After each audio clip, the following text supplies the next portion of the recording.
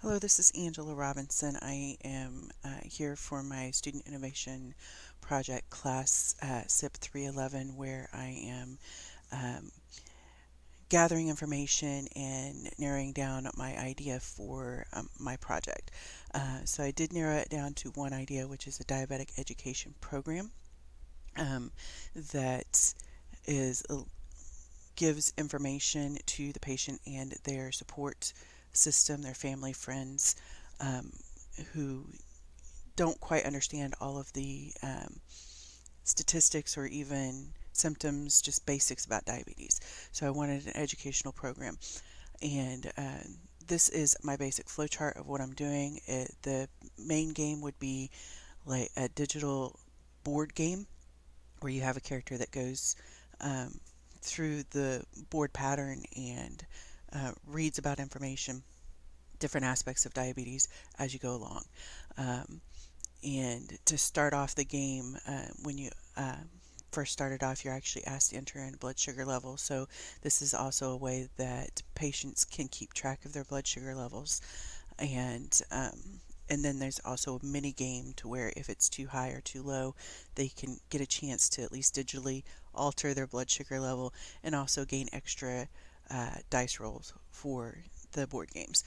Um, so in preparation of this, I will need to get a lot of information from the American Diabetes Association website and their affiliates for so that I can get accurate information and not just myths or misinformation from other websites. In my prior art, I discovered there are a couple of app programs. I'm an Android person, so I looked at Google Play. There's Jerry the Bear and Coco's Cove. These are primarily focused towards uh, children with diabetes type 1.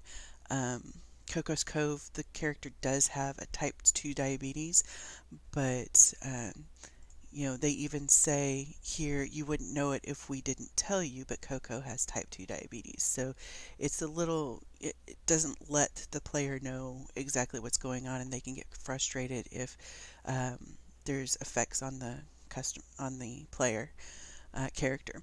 So I'm just trying to get a little bit more active for all types of diabetes and all patients, young and old. Um, I'm going to be doing this in Unity, and I'm going to be exploring a platform that I'm not used to. I'm usually doing standalone. I am going to be learning WebGL development with it, and so this is their initial documentation, and I will go from there as far as tutorials.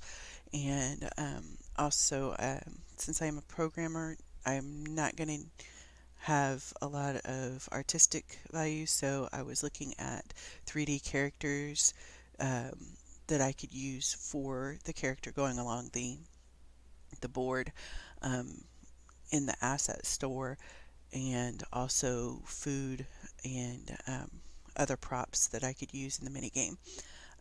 If I can't find what I like in the asset store, there are alternatives as well here that I have found.